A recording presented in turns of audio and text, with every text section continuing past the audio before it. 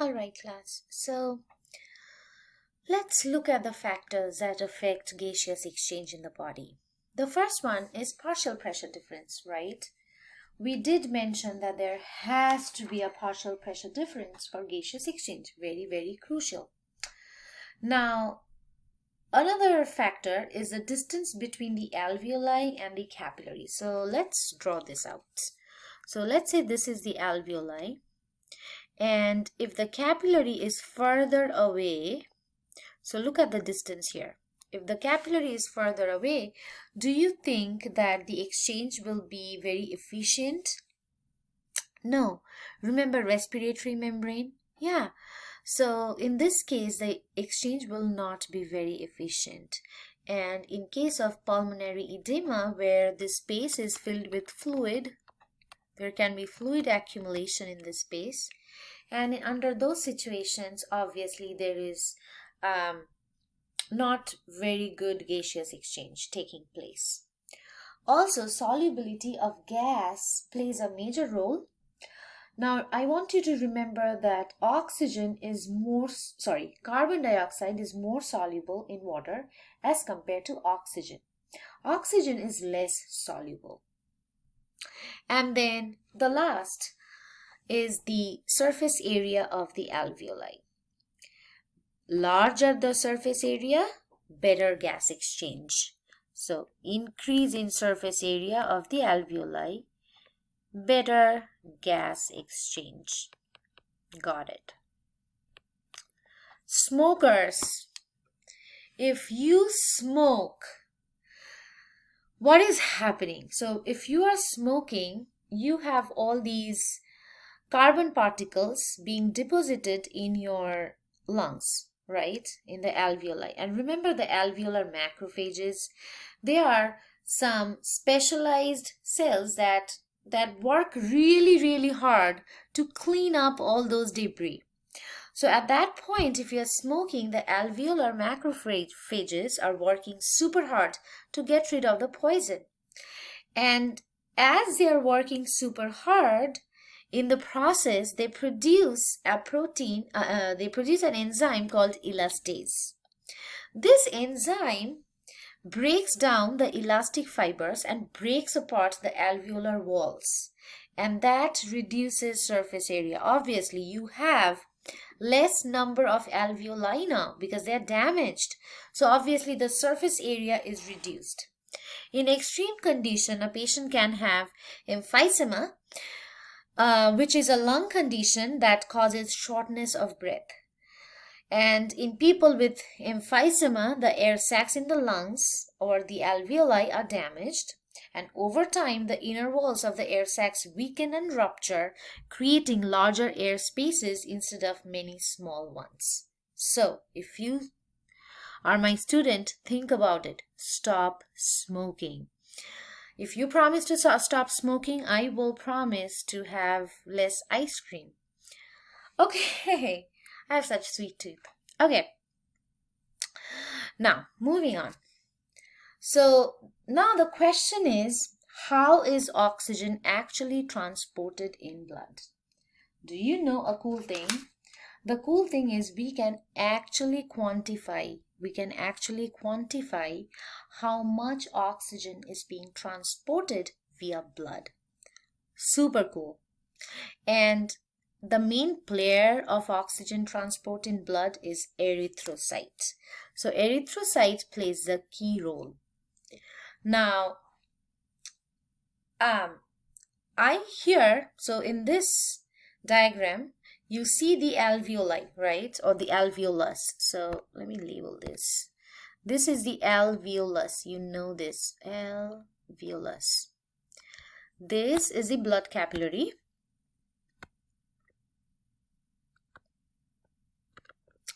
And then within the blood capillary, you do see a huge red blood cell. Obviously, red blood cells are super tiny. This is just a oversimplified diagram to make sure we understand the concepts. All right.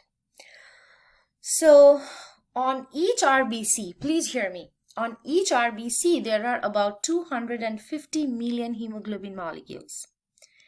And oh my God, that's ridiculous, right? One RBC has 250 million hemoglobin molecules. Now, how does a hemoglobin molecule look like? Let's draw it out. Each hemoglobin molecule is made up of 4 globin chains like this. And at the center of each chain, there is a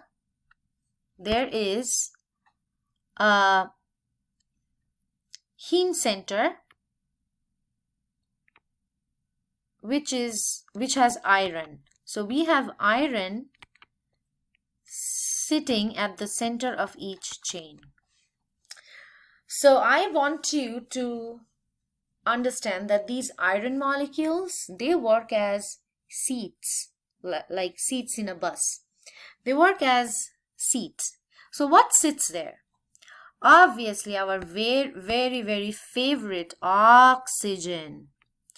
Oxygen fits in here. Therefore, class, you tell me each hemoglobin molecule. So remember, this is one hemoglobin that I have drawn. Just one hemoglobin. One hemoglobin. So how many iron molecules are present in one hemoglobin? 4, right? How many oxygen can bind to each hemoglobin? 4. Let's write that. So one hemoglobin can carry 4 oxygen molecules. Do you agree? All right. Therefore, each red blood cell will carry 1 billion oxygen molecules. Do you agree? So it's like 250 million times 4. That amounts to 1 billion. So each RBC can carry 1 billion oxygen molecules. Pretty awesome. Okay. Now, okay, how is oxygen actually transported? Okay, so we have atmospheric oxygen coming into the alveolus, and the partial pressure of oxygen in the alveolus, we know, is 100 millimeter of mercury, right? And in the blood capillary, the partial pressure of oxygen is about 40 millimeter of mercury. So obviously the oxygen will diffuse into the blood capillary. We get this. Now, how will the oxygen travel? Will the oxygen be transported in plasma, or will the oxygen be transported via the RBC? I want you to remember that 2% of oxygen is transported in plasma and 98% is transported in RBC. All right, how? So let's take a look. Okay, now what do we see here? In this diagram, if you look on the top right, you do see that I have drawn a hemoglobin with 4 globin chains. We do see the iron at the center of each globin molecule, and then each iron can bind to an oxygen molecule, right? So essentially each hemoglobin can carry 4 oxygen. So if you look into the blood capillary here, if you look inside the blood capillary, there is this RBC, and I have drawn 30 hemoglobin molecules sticking to the RBC. Therefore, how many seats are there in each hemoglobin? If you consider the iron as the seats, so if you think of this, each hemoglobin has 4 seats, right? So one hemoglobin has 4 seats for oxygen, and I have 30 hemoglobin molecules. So obviously I have 4 times 30 equals to 120 seats, right? Alrighty. One thing I forgot to mention, when the hemoglobin has oxygen attached to it, we call it oxyhemoglobin. Okay, now let's take a look. Here we have a we see an RBC which is 100% saturated with oxygen, right? So at this point, the saturation, the hemoglobin saturation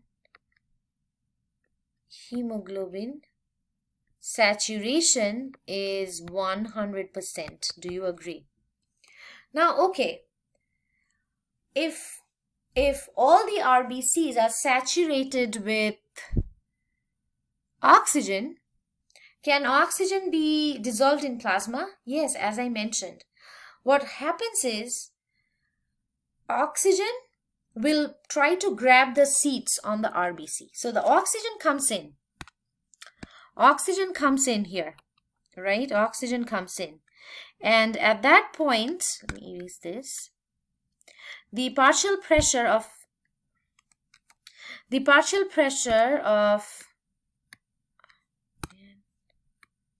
why cannot I erase? I don't know. Anyway, let me just cross it out.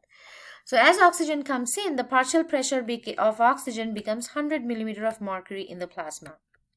However, oxygen thinks, should I just swim to different parts of the body or should I take the bus? So oxygen decides to take the bus, which is RBC in this case. So oxygen hops in, and oxygen sits on the seats, right?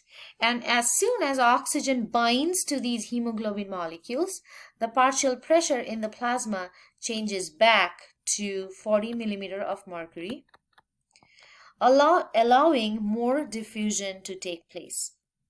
Is that clear? Okay, moving on. Now here we have 120 seats, as I discussed before. And then let's say about 60 seats are taken up. So on the RBC, we do see that 50% of the seats are filled up by oxygen. Well, so the hemoglobin saturation level at this point is 50%. So that's how we can calculate the oxygen hemoglobin saturation. This concept is really important for understanding the oxygen hemoglobin dissociation curve. I will stop here and then start with a new video.